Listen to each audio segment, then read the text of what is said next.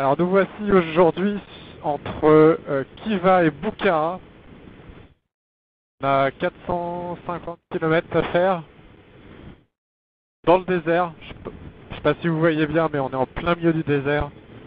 Il fait super chaud.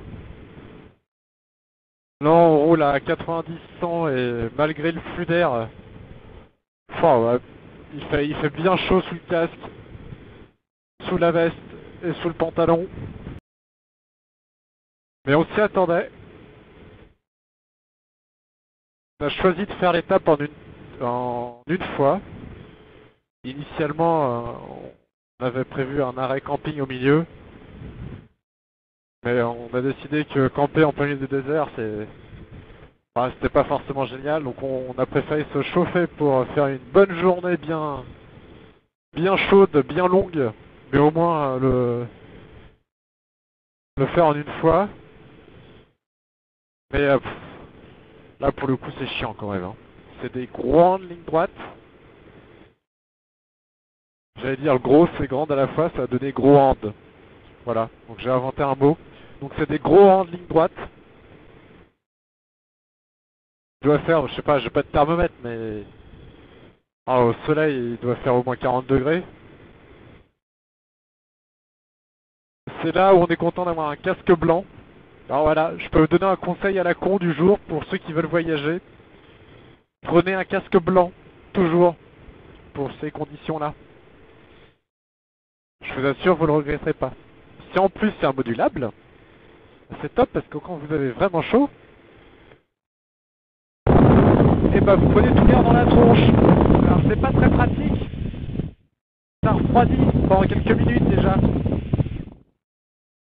Ça donne à manger en même temps. Les bouchons ici ils sont de bonne taille.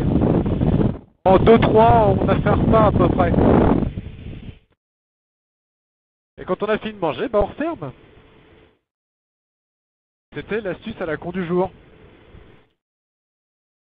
Ah oui, et dans autre nouvelle, je me suis aperçu que ma roue avant était voilée. Ma jante est voilée.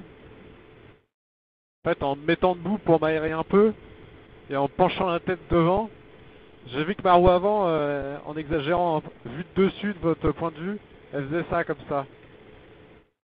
Alors c'est très exagéré, mais l'idée est là. Et effectivement, elle est voilée. Alors c'est pas bien gênant, parce que moi je le sens pas au guidon, j'ai pas de vibration. Donc je l'avais pas remarqué avant, mais à mon avis ça fait longtemps que c'est comme ça. Parce que mon pneu avant il s'use vachement plus vite que celui de Cécile. Je pense que c'est à cause de ça. J'ai essayé de la redresser en réglant les rayons, mais j'ai jamais fait. Et au mieux, j'ai rien fait. Au pire, j'ai accentué le problème. J'ai préféré arrêter les frais et repartir comme ça. Et je vais essayer de trouver un mécano qui, lui, sait faire, qui pourra me montrer en même temps.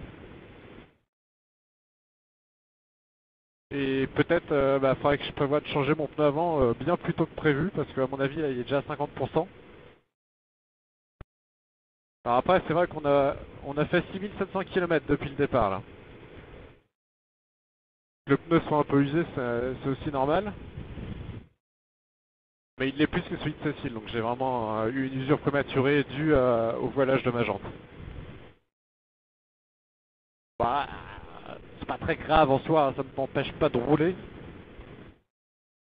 Je veux dire, là, j'ai typiquement un exemple tout con. Je préfère avoir ma jante voilée là, comme ça, que crever par ce temps-là. Là, il n'y a pas un pet d'ombre autour. Il n'y a pas un arbre, il n'y a pas... T'as des buissons. Alors tu peux mettre peut-être un ou deux orteils à l'ombre, mais le reste tu crames. Alors bon, ma jante voilée, je suis content quoi en fait. Voilà, c'était les nouvelles du jour, accompagnées d'une astuce à la con du jour. C'est un nouveau concept. Bisous les amis, ciao.